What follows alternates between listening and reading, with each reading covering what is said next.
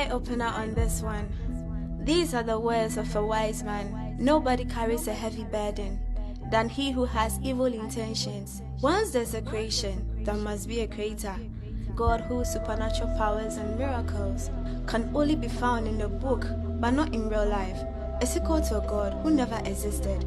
Nasajina Nejuma, Bodine Bre, Abraham Ben Moshe, leader of Common Sense family. No size, Wagwan people like.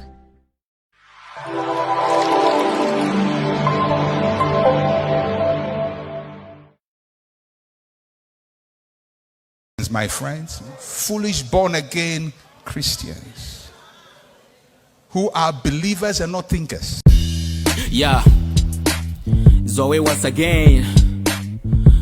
You know, when you're young, you believe everything, but when you grow, you need to question them. These are some questions, very relevant. Don't be offended. Better music. All right, tie. Many so time me who we are seeing no. And I used to be maybe Sanebia na wengo. Fise free tete, a Christopher Jesus is coming soon 20 years ago. And so still I won't do. Common sense in judgment in answer that why you Garden of Eden, Onyankopon said we are the wembo. Yeah. To be on the map on Sama went to. We was a bon Sama me bonia me kojebo. When you blasphemy, Bami who say it make sense. On the ball me or Mama Jenna for self-defense. When I go bob on somebody paya bonia, I then I won't couldn't inferiority to avoid more offense. But when Kumbun no Kuniba. Before then, we be who being keka. Or not this room for when Temene Aquanantena. Najana Yatias on Nayabesha Manajakunya. Hey, who be the enemy? Samoka Sabon Samoa, a Sunday so funny. O Christonia Unido, Munyame Sumponi, Namon Paya 222, Nabruni make more money, and Pabon save your economy, so shut up. Use the common sense. Dear Jumadebo, my nina would daily bread, not to a Japadia who fence. O Quasorio, one co, body nana church, who to a Sicade Moss of 4 and a year in a weekend. We don't go pong, we need bank account. Yame some panis or Bepeka Krako Yanka, which you are tight to your dues, $1 pounds. And so make us say you'll be pounds or Yakodim Pampa. Without the respect, Yamaria Sam as senior meal. When you go pomboy, you say, Yamasumia, where you're home. It's we a lawyer near, we a doctor near, we a teacher near, Dino Cray and one no. CSF Abraham Ben Moshe. Nana yeton kante manka Ghana antiti says it's a religion ti kamya yese nyansa nya adwuma biemu. Yato yankocha na atwe na kofa broni die no. Wuhia bibini a yefre wo saying or your friend Frederick. And so be who broni bia your friend Kofi Konto. Ya identity. So who gonna be called the brethren? Broni sane kete that's why bibini mbobo. Adwene ne ho abode ne bre. Obi ne ho a wotwe bibie sika da ho a wonpe. Wa broni kapra ye de to ahwe de. Enti Africa yanto ye ne meye be ye mobo. Your friend is away nyum ne ne ye me bomo kokko. Mr. Benchi on the beat. Eyo da sani bia ni da so se obenya adwuma ye sanso na yentimi nya adwuma ebra ye ni anyina mahoden etoda wobedru adwuma mu na nkane ani ho eba saa na atete no aye bebre enkankan se wobepo adwuma ba fie na nkane ani fie wokoso generator nso a ose famie nanso se wonim JB Mobile Engineers a all the above problems will be a thing of the past. JB Mobile Engineers in Kwan ye bema 24-hour dedicated generator services. JB Mobile Engineers, ye ton generators, fufro, any other nyina, sanso na ye maintenance, repairs, consultation, which I say, uya juma, say fie, nyuma hodo, na o pesa auto generator, any generator be an auto, and to buy ye betche chumu, ye bebow, sanso so ena ye welding and fabrication, so generator kitwa anaka se, ye basi dine, kama edi asisu sebe ye nsione area and seno, so ye school, sorry. Hospital, companies, and mining companies. Ubia by a so ya, ye betimi abuamo, a ye generator, a bebo jumenina. Bon JB Mobile Engineers, our Tema Michelle Camp Road, Freya, our 0244-623899, and now 0207-596676. JB Mobile Engineers, your generator friend.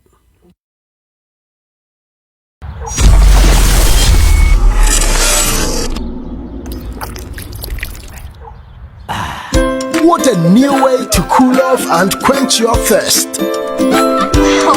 And now everyone is enjoying the surprising experience of Paradise Park treated drinking water.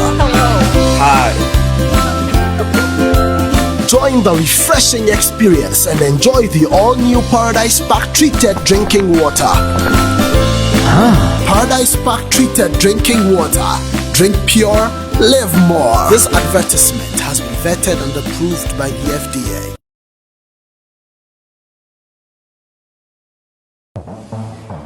Hi, Patrick. Yes, thank you. Wow. You guys are so efficient. You're always on time. At Drop-In, we pride ourselves on being efficient. We make sure our riders are happy with our services. That's great. But Madam, how did you hear about Drop-In? Oh, I saw a post on Instagram. I've been using Drop-In since. How about you? I saw a post on Facebook and I decided to give them a call to see if I could work with them. They've been so great. I just received another request on the same route. Oh, okay. Oh yeah, with Drop-In, you can share a ride and pay less than the actual amount. Charlie, Drop-In has finally dropped. So, download it now on your Android or iPhone and ride safely and conveniently. Charlie, you for take Drop-In. Bam. Drop-In, your convenience is our drive.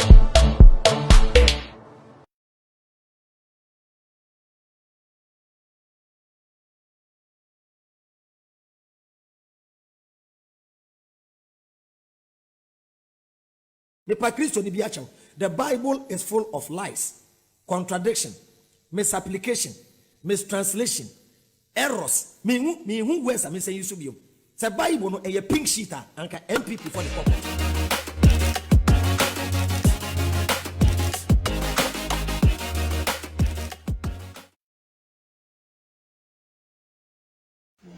Me pacho me de Paulina anoche.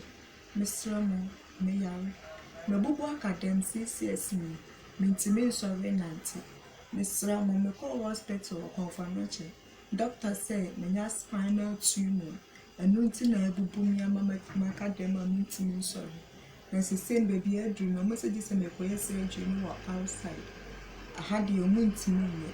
Na she be a share scan $50,000. Mr. Mo 50,000 minya if it's a papa me mama so ababro me ni obia ti Miss Ghana for out of 4 more she me mama ni me papa no me ni me nua no more she me sra momo ame na me ti me koye surgery na me ti me sorry nanti me sorry me su sa na ade ache me hunam ni na je me ka nti me sra momo ame me number ni 0558 65 8732. Me patch on me one number ni 0558 65 8732. Me patch you there me buy a pollen and not a sapon. Me seremo momuame. Let me tell you sorry nanti. Na me sure be bia wo boame. E dey no bo ho nyesika. En fan support me. Na mo hu video na obe share. Me seremo se ni panoso na me sure. Na me sure be bia. Seremo momuame na me bre. Medamunyi na amasi yakopon show bia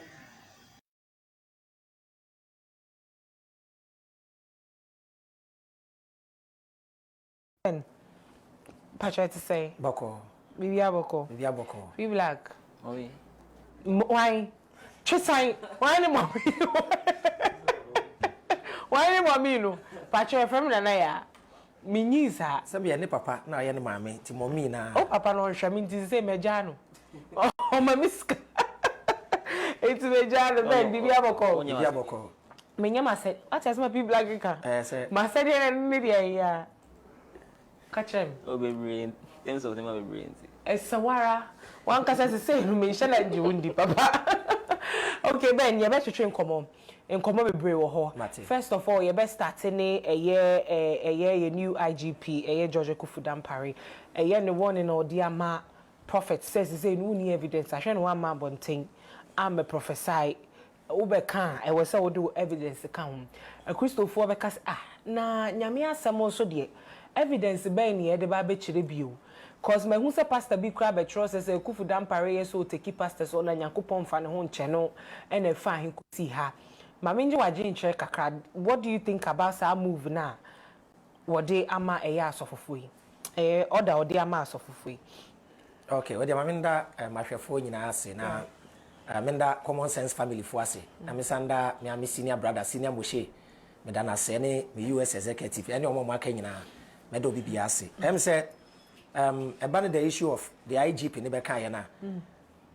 The problem here, Christians and Kasa, they don't read their own Bible. Ntina software no, it will mislead you mono. Well, Hantina Bible na Kasa say lack of knowledge, my people perish. Ni omu nintino. ene ma yetu mislead omo because we church member now we need that one wa adwemu da can you say so for kwatumi ton aba ma wo say giaba na de kwahwe bonsam logic any common sense e kire wo say Satan kura wo ho a onye physical being now the physical weapon be akwahwe no say aba no shira so ntisi say na adane spiritual and then spiritual a Christopher sekan yo de kontokwa nyina no eni nyina wo Bible nim won aha anti a Christopher de bia meka say eye me na me bo Christopher na se omo som no say ye papa mpo a omo atiase yeye IGP me bo na ba so adwuma pa wo ye but the me hu ni say adwuma na wa sha ase no on fa nkwa wieye obejai aha because your constitution no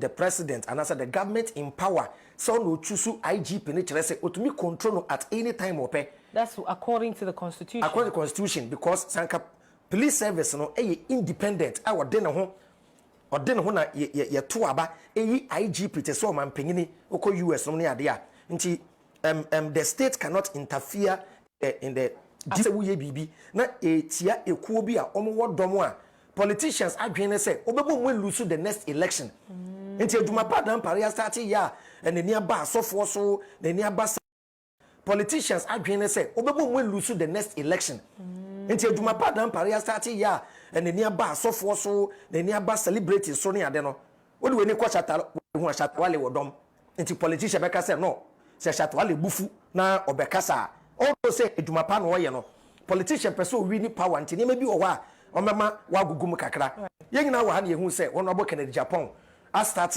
expose asofo a nim say honorable Ken ye mu be started say expose asofo no essence say ye people of power people of influence nti no amanfo amfa ye serious but honorable Ken de ne ho baji mu a or expose asofo no ye te say na asofo no bi kwa fa e kire kofie kopacha ye ba beto abape na honorable Ken ye video say ejuma me ye beto abante me party si minyai ye hu say honorable Ken we jai na nsia na me hu say o ye me bona baso e Christopher nyina ntia ase say dan parem be kan say mo obi di because nipa uduru age bi pe the next thing is to succeed in life and success in life you don't need somebody to prophesy and you be na be ka kira say me hu say nyankopa bi US pona mo anse wo hu say unya US abeko sebe mpredua say ye beto aba na John Dramani Mahama ne picture ewo ballot sheet and so na nanado picture ewo ballot sheet and so they don't need anybody to tell them they will win before they know they will win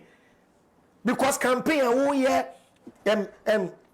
feedback nya ne ade nyina kyerɛ unya be wini nti ya ma prophecy ne didi yitirimu say ene ma ye di enya no koresa China hwebia China wo last week ya ne hu say China abandon Quran and Bible app ewo China wa bande mo bia fa Quran app ne Bible app bi ensi ne kudum ho ye mfen develop mind it is a religion good religion is good for your afterlife and in this world when you say religion is good for your afterlife what exactly do you mean the part intina kan say obia criticize obi religion no inta meni nkremosum ne Christopher problem no ye wo na wo de wo na wo so ye Christoni you believe and worship a Jewish man hanging on a tree and fa me ho Jew ni a wewu e na tale dua so wo so ye onyame na bekoto asole na I don't care wo ye Ghana ni na wo say MG a obesom yame bi a ofiri Saudi Arabia na owone dan ye fe ne Kaaba na ona ba gi ne dia enka me quote na ka chat wo wasem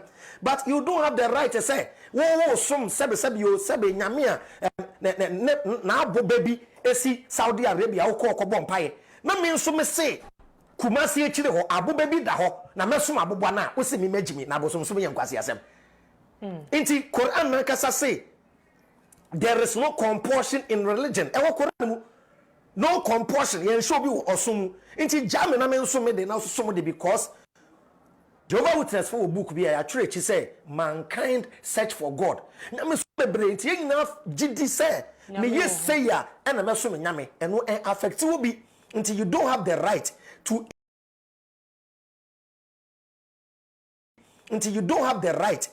intimidate others with your belief system. Asa Tina constitution come freedom of religion. Do be a penal. The answer won't forward the no. Entia would be. Enti the dampare air can say deaf prophecy no. And an iniabre who say Obasha won't come na a deaf prophecy about somebody make sure say ba ko boni panamane but men say death prophecy no em be create fear and panic yet we say see me webusuafo me yere wo ho e bia me girlfriend bi wo ho me webusuam wo adofo me wo fans a omodomi wo be kasa nyankopon se mi ba be wu na beto dwa me ma me tren de emotion na ma me wu a una boku me ma me te dam pare say wo the death prophecy bia be ba no make sure say evidence ka ho right because me ye video bi na me say asofo etumi ho de ebesi daache a and there was anka revenue usupempa no ye IGP because na ka ye cheche asofo no revenue usupempa Sam Cranchian Cranmoni ade wow Reverend Bofo wow na ka mom post ne do maka police ho robbery case sipe man of God kosunsu bi wiase am robber pen house number na ye nkonkoso ano ye nti we ehunehun na saa e na obi ba be wusu a eye omo hu se omo agidin omo ye hu se omo ye etitirifo no aha tell me dan parese da bi me makwan na saa de we nkoso because o kire bi media me say sofo bi ahye me ho nkom na ye nkom hye bone a the next Sunday me ni common sense family fo gina akona asole ho because me nya wo church member it's my house me problem ni yo nyankopon no bo shatawale no oni me shatawale fie nyankopon no bo patapa no oni patapa fie inji Gabriel on here direction to patapa's house enti say nyankopon message ma patapa nyankopon ja patapa ho and wo sofo a woni patapa number unim ni baby a onye social media na wo ho a nyankopon kra be catch us patapa be abrawu ni patapa fia me patcho enye message phone no it doesn't make sense nti the work na no kra na me say asofo ne be deliver me so on bet me because said the asofo ne esia be wo Ghana ha omo ko sunsum wi ase konya vision na omo fa iPhone ne nko nyankopon yi vision na omo record dan place of evidence into me nkom na nka ukra evidence na ye me de say message am start ye no the message is making an impact in this country say say am so for be start e kan okre so for be say so for waji message na jire mu pa e Reverend Bofo hwe na e Christopher di na temu ase ho woni be de okan o say ye hwe nsem Old Testament eba New Testament no Paul nom the new message by because a different era Moses abreso atwem Paul abreso new message by ye what 21st century mo de message bi am bi mo e be tro de aka Bible no na Korinto de na mugusu ka Paul throw letter koma Timothy a me fa me ho Titus Paul na letter koma Titus Paul na wate na asole wo Korinto asafo no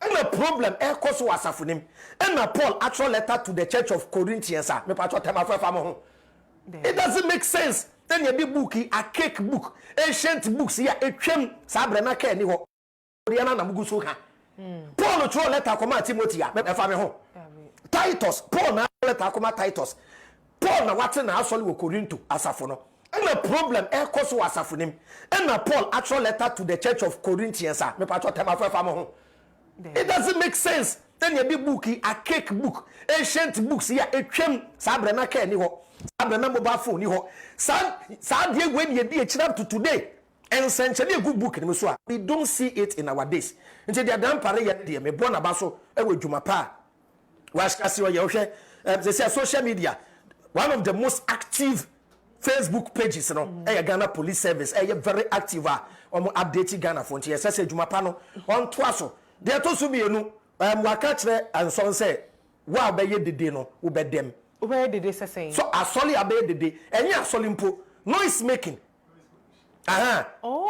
even a year say bi omo afiti Monday ko si Sunday na omo bomba me say sorry bi wachia obi na ka na asem say wuti asori dem wa sorry by filling station o so say fire here right Ghana mrawa ha but we don't implement the laws and I think a lot of people also don't know we don't know the law ye ni mu mra no ye ni mu mra o maka so mo kire ye mra na when anka ebe boyen e ma ye more discipline because when you know the law you won't break the law when they say be break utaka na ye DV say dey no they don't know even emra a governor say okra DV a say na ye nye wonu akwakotom na yakwakoji usika so nti the all can say noise making ankasa say ya sorry yo especially me nanu nkremofo eye nkremofo eta kresa Christopher say muye dede but me nua ba say masalachi esiwu da echi a o machefo bi o so osole I don't know why I'm matching.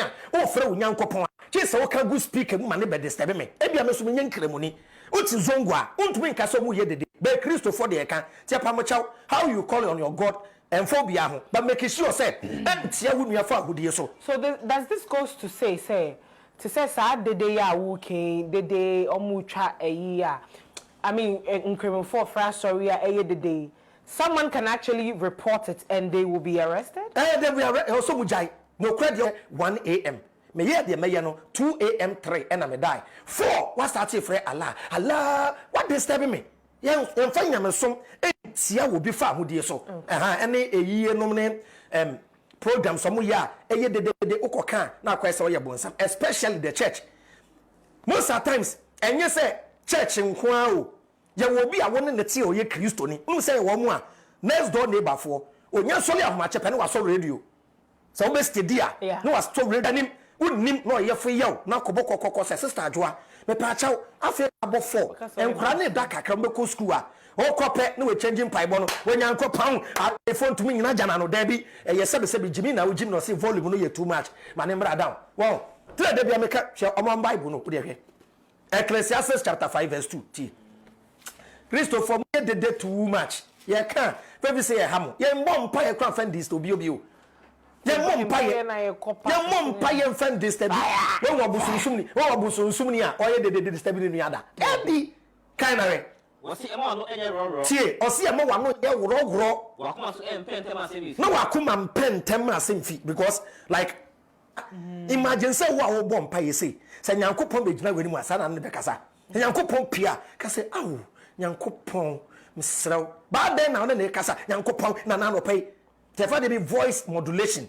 Even oban pope so bisa wukunu ade a na ye kopa ya mom pa ye mfan disturb we wo busunsum ni a oye de disturb ni nuada e bi kind of wasi ema no enye ro tie osi ema wa no ye woro wakuma so empentem asem fi no wakuma mpentem asem fi because like imagine say wo bom pa ye say nyankopon be gina wani mu asa na ne be kasa nyankopon pia ka say awu nyankopon msrew ba den na ne kasa nyankopon na no pay tefa de be voice modulation even oban pope so bisa wukunu ade a miwura misraw mentumi nyina tetentem pa chew unsa keske bia na wato mami a wonko tiem Kristo no kwatu won pai se me ka kadi machi ena no pai se de Jacob so nyanko pata de nyanko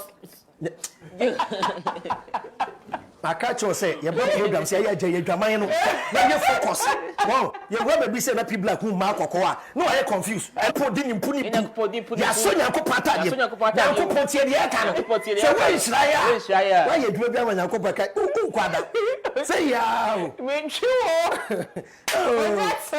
oh Christo for de anyway asamo that just say no noise pollution so ababa be ye wie verse no Osi onyankopon owosoro na ode wasase so na wode wo asase so it ma wonsem nye kakra bi ma wonsem enye kakra bi obetumi bom pa ye 1 hour obana the voice esi sajwa all night bi me ezana me bom pa ma me will say yes me what happen me be fi ade che ma shebla eyo da sani bia ni da so se obenya adwuma ye sanso na yentimi nya adwuma ebra ye ni anyina mahoden etoda wobedru adwuma mu na nkane ani ho eba saa na atete no aye bebre enkankan se wobepo adwuma ba fie na nkane ani fie wokoso generator nso a ase famie na nso se wonim JB Mobile Engineers a all the above problems will be a thing of the past. JB Mobile Engineers nko an ebema 24-hour dedicated generator services. JB Mobile Engineers yeton generators eyefofro ene adada nyina sanso na ye maintenance repairs consultation which say uya adwuma say efie nnwuma hodo na o pese auto generator enya generator bia na o so auto enti uba ye be kirikiri mu ne ye be boawo sanso so ena ye welding and fabrication say wo generator kitwa na kese ye be si dan kama e de asi so be ye nsuo ne awia ense no say we school asori hospital companies and mining companies obia be aso ya ye betimi aboamo eye generator abebo adwuma nyina bon JB Mobile Engineers ewo Tema Michelle Camp Road Freya ewo 0244623899 and 0207596676 JB Mobile Engineers, your generator friend.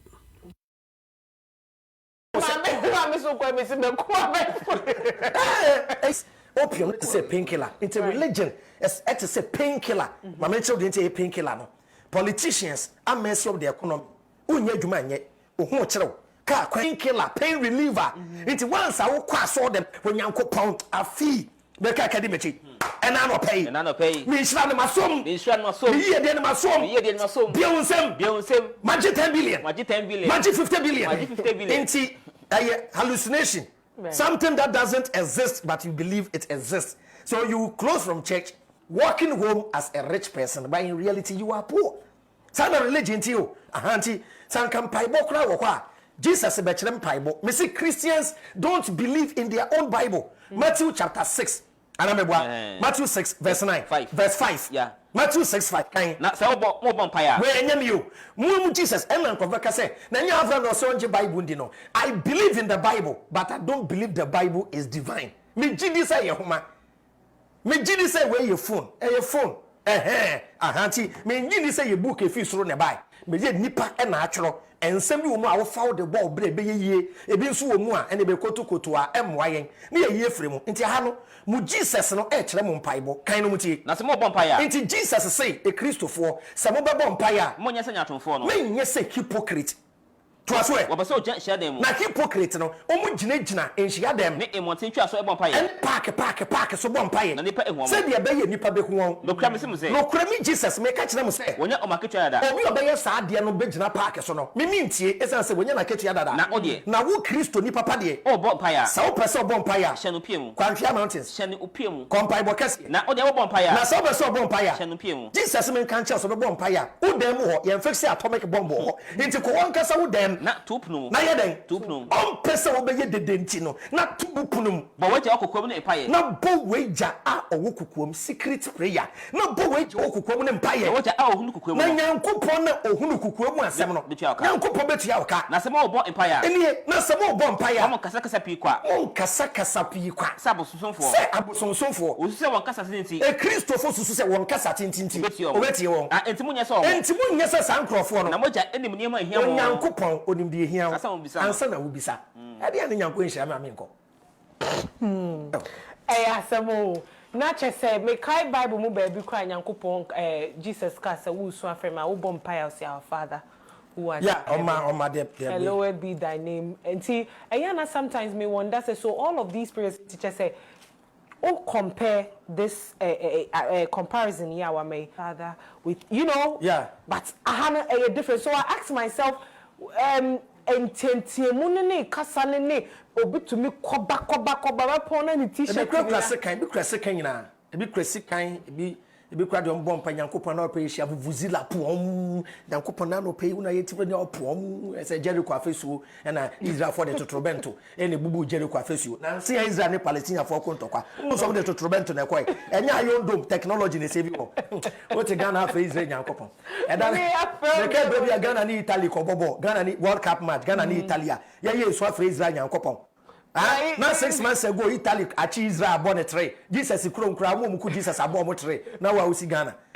nti serious many Abraham Moshe na ejitwe nkomo say no yembra into a year yebeko polygamy minimum shortly before yebeko commercial break no yete say amanfo ka say prophecy ya yeke yesi nyankopon yi kire a na wa ye den watwitwem enti ene ade enti na osofo sa wo se nyankopon yi ade a kirewa ade na wa wo nhye wo kokom emmɔ mpa ye se nyankopon wa yi a kire twitwemu se de be ya onipa asimasi no owo bi ambeto no kwa na emmɔ mu be fro onipa asimasi se wo se wo ye akwankire bi wo se wo ye se and there will can so there are a lot of people on my share stories e kire se osofo ka kire mi se na besi NAC ena wono e kire na kwankire ema ono koye na ade no sa ye den edan ne ko ne dadem eno so the making answer sa statement no we use no any Bible baby say God reveals to redeem ena wono e kire na kwankire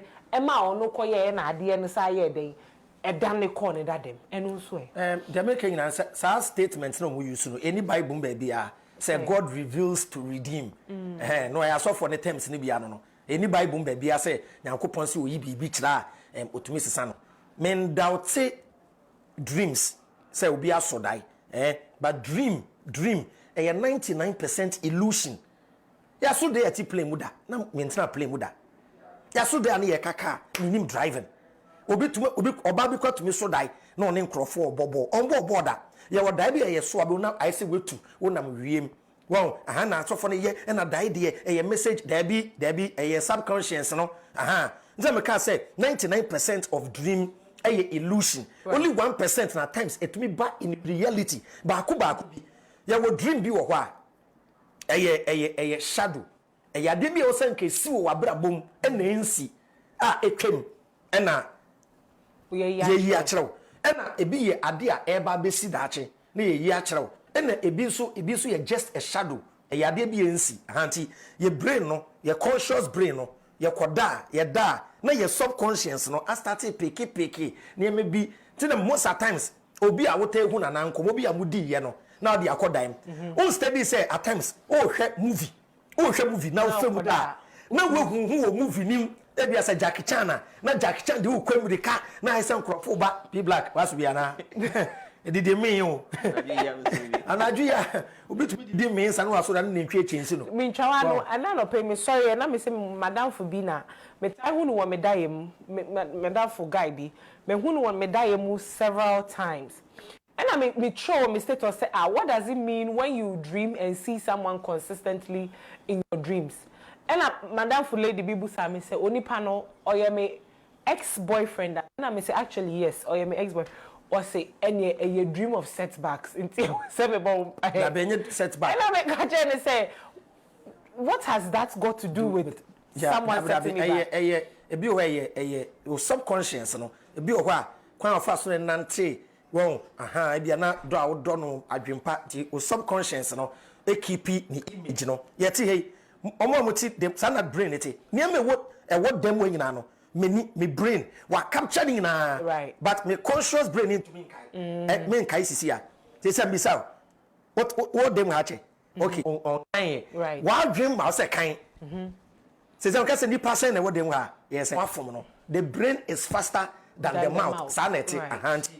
Is to build your entire life aya waso na wo giedi it doesn't make sense so what I know what for the serious right just it misread work even with prayer without effort is chain wo boto twene a no mfa yankopon ho anti message you can't rule out prayer won't be in frame but I know you're just 1% because words are powerful right. And your friend who study quantum physics anything you imagine anything you want to achieve ade a one no beka bia no it has happened already according to quantum physics so what you can say hey what you make Kumasi a wako Kumasi na badada into benya accident your time abeko de besi bia no woko 9 ye wo de besi woko 8 ye wo de besi woko 2 ye wo de besi woko enwumre ye wo de besi according to quantum physics ahihye dada say who decide say me nko Kumasi ni biom ma me ntwen next week na makwa we break the quantum physics because you didn't go. And sometimes. So what is say you dream, but unfa wanonka. And tell me say what you plan. Right. Things even without saying it, according to quantum physics, it's see that. Okay. And you say, Nema bebre esi within this time. Right. Esi, but. Okay. In reality, nemba true. Sana quantum physics here, Jumanti. The other one no beke biano. Esi dada akasa obeye hu adwuma na wakwa nti at every moment okoye hu adwuma no still the decision you take along the way so it's your words your thoughts your decision and action determines your future nti your thoughts things you think about right. Your dream your action and your words and they determine your future ti akwa say relationship the best relationship ni nyina ye because you are dating Fred into this you know who dating George and Kensi who dating Fred into na mo be wo akoda bi who dating Mike and come we different child that's true but you tell me akoda na wo ne bema nkofo na omka say remember the sa no mte ma the sa me ya me ni omunya dream but they also don't understand my perspective because you can't be with P Black. And because of the experience you had with the same experience with George. Yeah. Okay. It is to say no say Nyankopon yi a kire atwemu no eni Bible mu ba bia. Dabdab Nyankopon yi kire atwemu bi eni ho. Ba so for no nim say obeka kire wo no wanka so betumi atwemu a nje se de be ya obeba. Say ne waka chem na say besie ne me ho kasa. Ana Nyankopon nim Kumasi nti untumi hihye speakers o kire no pafa ka na bra akra beje mpaibo. Adai wo bo mpai no wa akra ntumi nduru Kumasi. Hey, Baba Bobina collection agenti. Wow, auntie. Biaman and in now. Anyway, we're going for a quick commercial break. When we come back, we'll be talking more about polygamy. Makase. Looking for a shipping service that's reliable, on time, and affordable? Your best solution is ANS Trading Agency Limited. At ANS, we handle all kinds of shipping from door-to-door courier services from London or Europe. We also import left-hand vehicles such as articulators, trucks, and all kinds of cars. For your duty issues on 20-50 feet containers, we have you 100% covered. It doesn't matter where you're shipping your vehicles or goods from, either from China, Europe, America, or any part of the world. We are the best with duty. Contact us via www.answer24.com or call us on these numbers. We are the best.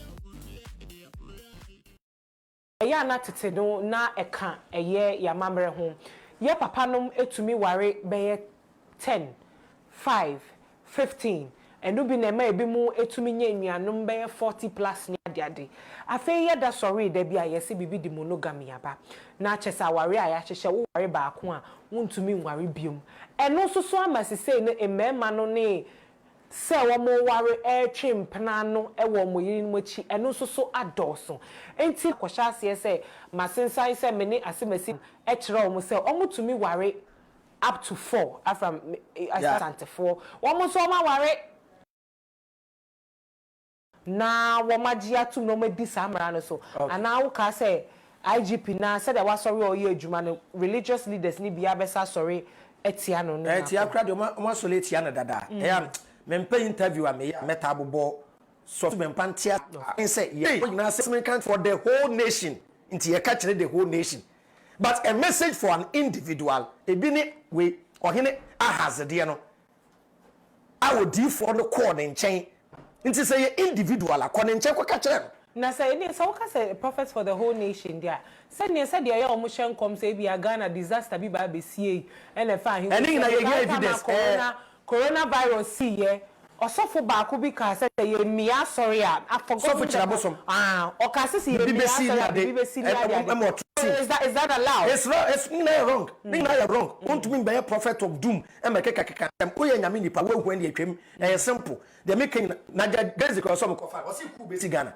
na be no kan o wa ka o se dampare o ka dampare so be mo video no ha ka dampare de na o ko kan patapa ye be poison se dey enu na ma hwe enu se ba ko de omu ade no mbo ne din nim se ye wale enu na me ntia se na me se me busa se na nyame yi ade a kire wa nyame yi ade a kire wa omu ade onu nyankopon na wo soro ne se medo boni a kyew na wo nipa na wo nyankopon yi a kyew so wo tan ya wo mo nipa ni ti mo ti sa de se tutwa enye hu na ye ti krom ade se na ja grace na no besi ye boni ho akola ketwa ne talent kama oye na adwuma do wa akoda ibewu team na ebo ne wi tena meka bia about quantum physics no say yenya kasa ubewu na wugidi say ubewu na wusura wawu dada akasa besi sa nete na so fo ne bebre wo ho a omotumi hye nkom no mo ye hu adwuma because imagine say sebe ma hye nkom say kwabena bewu 15 July amemu a me odi fortrofo enti kwanya mefa so bebem ti so for be share come say na December market be hye market to jempe or your first suspect say nyankopon to me yi kire wo de a me say ye di agro kromwa untumi kwai wo China na me yi a kire say jabeto dem di a that same God should show you the face of the person and yes I will be them yes sir eni die no wo bu ba nyamedwumanim say nyankopon kwafra fofo a because sebe producer no sir ensemfo no edidi Ghana fo tirim ema ekọ ekiri yo 21st century ya bebe ya manya enye se etwen prophecy Dubai e create artificial rain ensu to Dubai ke Ghana this year ensu atoturu ade year enshira be yini Dubai ensu nto we create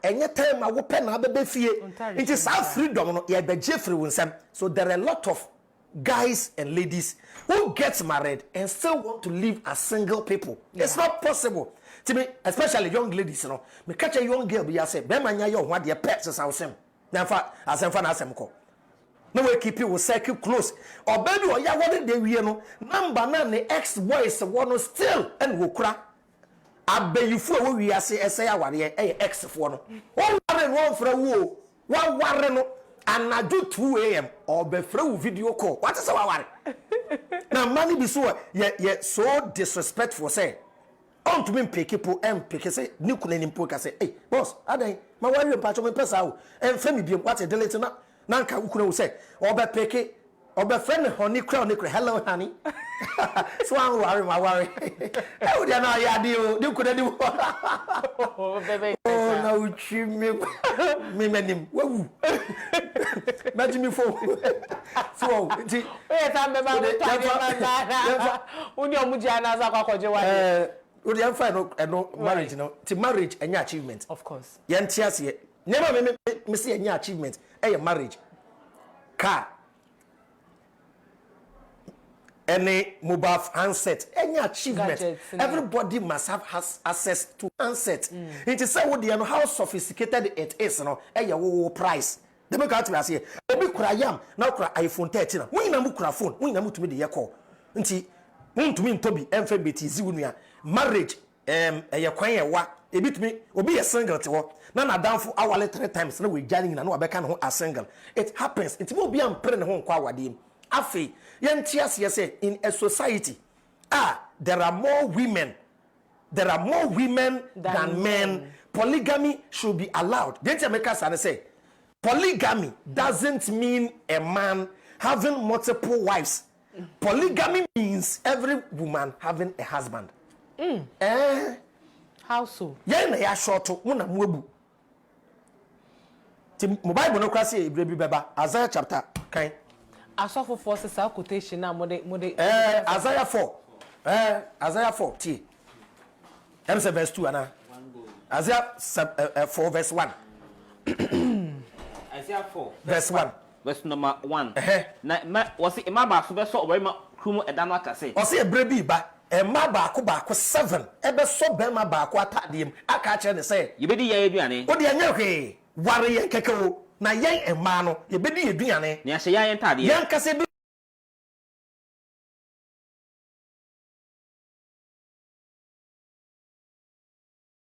the Bible is full of lies, contradiction, misapplication, mistranslation, errors. Me who words I'm saying you should be. The Bible no a pink sheet and MPP for the couple.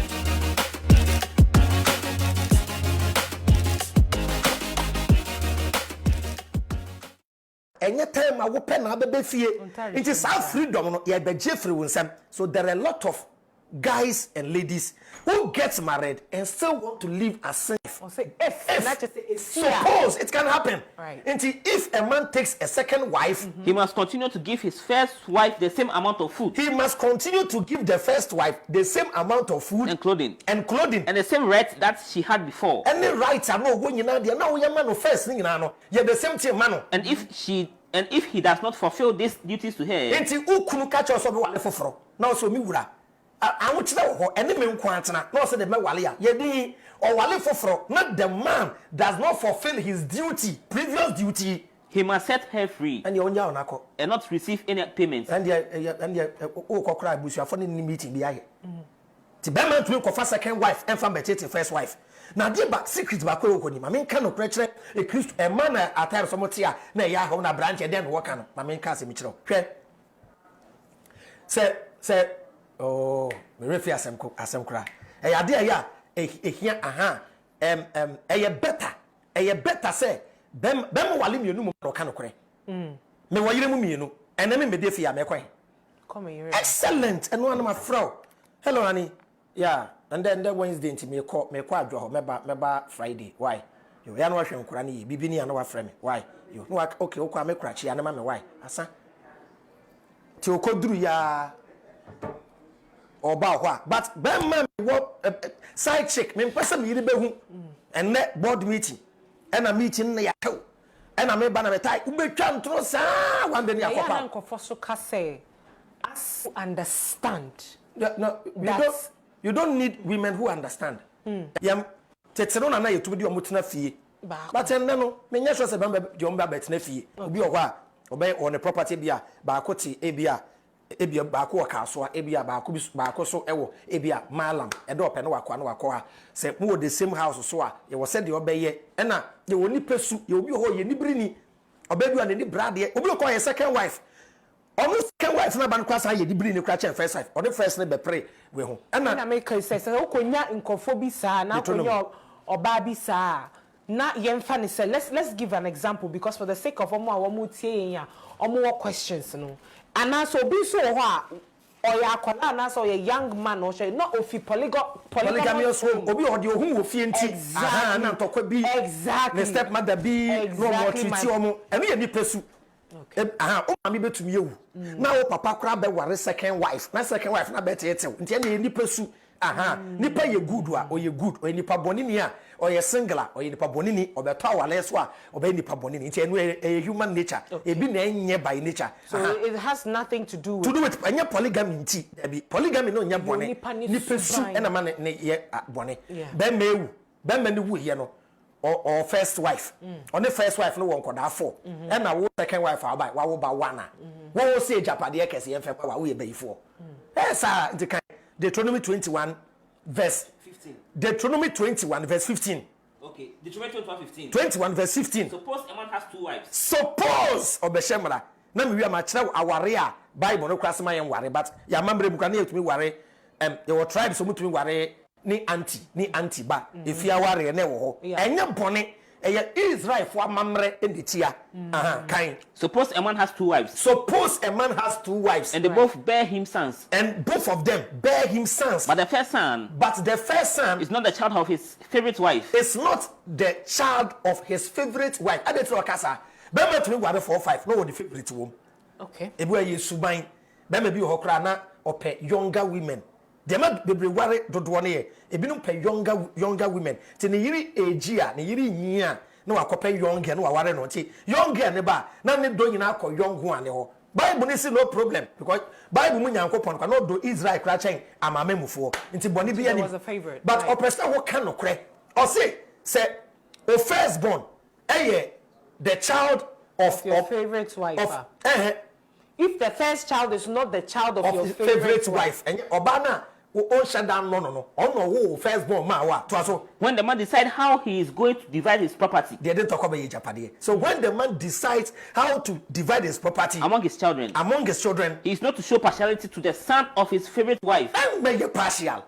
Timen ko kasa ye me do me second wife ni ntino o ko fa second wife ne ba ketwa no now the japade kese na ma no there be kind by giving him the share that belongs to the firstborn son. Enie nti the person chenya say o ware mi no a di no kure asante this is the law now the man kind David die no na Christopher because Christopher be branim say we nyina Bible mu Bible me kind David die ni wi a ma ba New Testament verse na because adana broni am be kan kire ye before say e before in the first place for brony babetre how we should live our life, how we should marry is an insult to the black race. Just say before the enemy answer. I said something somewhere and I obi eje manusi boni and all the time when I'm having interviews I try to be myself. I don't pretend because this is me who I am. Me kacho nipa ni say yes, monogamy. I believe monogamy was imposed on the black race because of its economics. Because when misika, osemekofa mamienu, no ba kushe kra etiseng. So it's because of economics na ekahunintino. That is why monogamy was imposed. And I mean, say bosumi ake tuya 1,000. 1,000 utuya we ebi ana betumi ahwe no yera.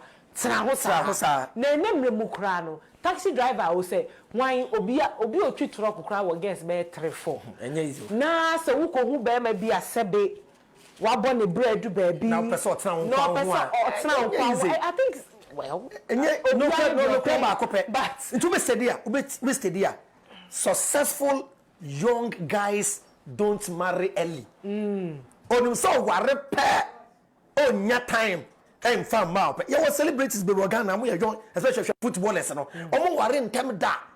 na we nya kwan ya brumua but on we yawo no de we yawo no we yawo no kwan after ware na chi no kra no problems nti de make kire oba bia na say mo oba bia ko aware mu a ofre be ma say me nkwa me kunu da bi me nkwa me kunu ni ho nti na enyem mo e na mo ye ye ho ade no yen ne ye ware mo ti ye ne e be hwe mo ene ma na ya na omu de omu sika ma mema so omu fa nware omu no omu na ya mema start say one of the useless thing say be my oba be ye o you oba kra be ma ko ye ho ade a men to hwe nka ho e na said I'm telling you ye ne money bi wo ho a anka ni fe ne say me hye be say ye wale ye nya ne nware okay mira me tontoma no ma me nto ekulak no e na said onye ready a mon kan ready no waba ubeyi we nyina wale wo hwia ma bebre. Hi, Patrick. Yes, thank you. Wow, you guys are so efficient. You're always on time. At Drop-In, we pride ourselves on being efficient. We make sure our riders are happy with our services. That's great. But, Madam, how did you hear about Drop-In? Oh, I saw a post on Instagram. I've been using Drop-In since. How about you? I saw a post on Facebook and I decided to give them a call to see if I could work with them. They've been so great. I just received another request on the same route. Oh, okay. Oh yeah, with Drop-In, you can share a ride and pay less than the actual amount. Charlie, Drop-In has finally dropped. So, download it now on your Android or iPhone and ride safely and conveniently. Charlie, you for take Drop-In. Bam. Drop-In, your convenience is our drive.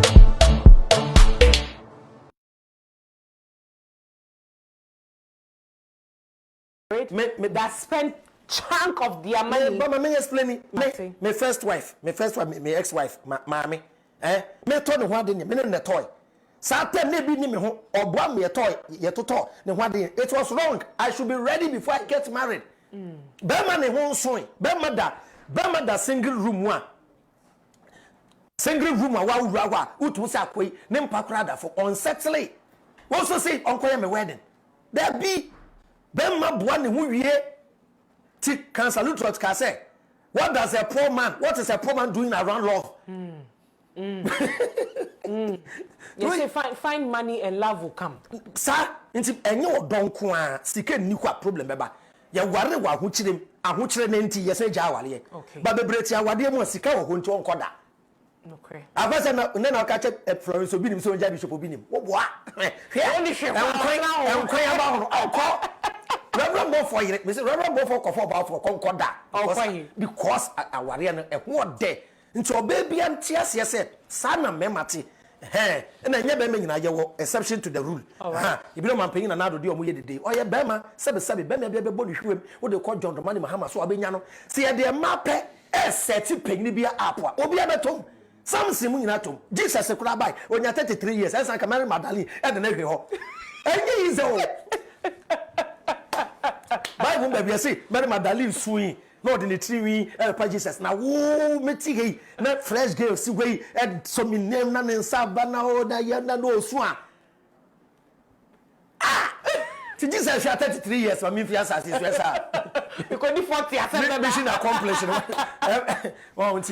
okay sa na de na kwa okay it's you're wrapping it up with polygamy. I think say on Monday if it's possible ben one na okay member modia to nsa frey yourself kumchacha. Oh yeah na waba then let us explore with this topic because I no krama na ubenya sofo bia ote apo kakra ya mempe shaky material for no mo te apo yeah wrapping it up. I mean today we spoken is quite a lengthy in time until na we see a wrap it up near Koba Monday nyankopon ya adoma Tuesday like one until the ben mama ma will wrap it up a polygamy na okay Talmud na yerum ye 18 Saul yiri ya no kofa Uriah yere no ku Uriah ka strategy say oh King David me be kan asem ya kira papa bi di sebe nkwase asem okuro wa na David say ade asem no say nana ebrebe no amfa nya aduane ama na wokwo no na emum wakwa akochi oyeni ni dwan ba ko no empre 9 na obesan so awu e na 1 to 6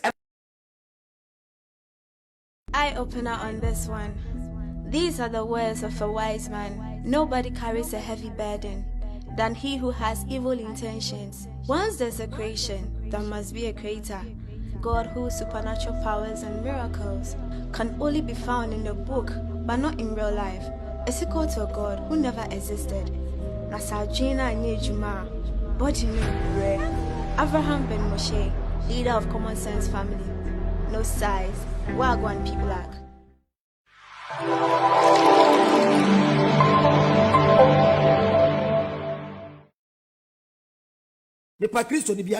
The Bible is full of lies, contradiction, misapplication, mistranslation, errors. Me who words I say you should be. The Bible no a pink sheet and MPP for the couple.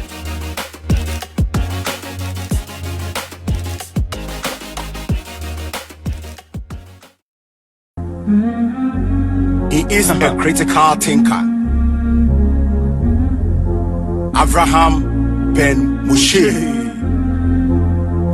Common Sense family.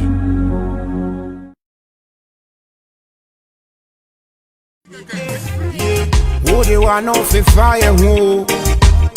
What to yem rade? It's a yem out to me. Oh man, you move a de. Ya brabo be ye fe. Ne nupe no ama ya pabe. Ye bie ya pro yama ya kwabe. Papa wo sikanso ni medi hiao. Oko jesi chana wa braye mponyono. Amemu oboni esi konto bohini. Ye hu fi tempo ayesi koko. Kona wo beka semno ya sha won funu muma. Timemufu na ye brehi. Dollar bako. Sidi timinto. Drobo ayede. Dragon timinto. Ready for kwanso so I won't timinko. Kakroye bedie su boys timinto. Kenya sambi na manwo. Kwesi. Yare hunyum bina hashe makume mu mama.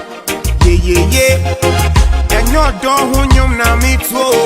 Kwesi. Yare hunyum bina hashe makume mu ma. Da. Ye, kata ti she, any broye. Umrebe so ye betu se bayre. Mudi ye din, koje besia. Na mone mabusia fu abeche. Ye kwai no nya wose ye ka na enye.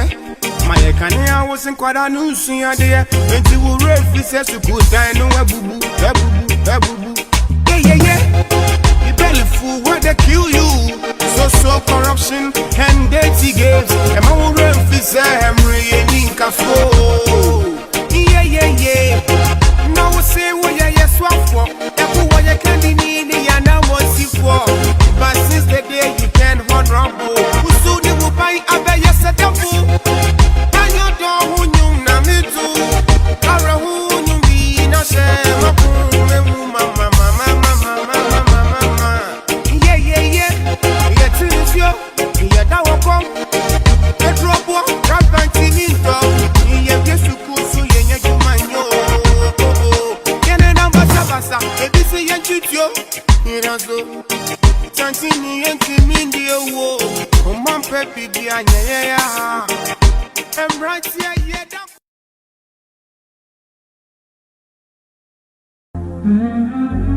He is a critical thinker. Abraham Ben Moshe. Common Sense family.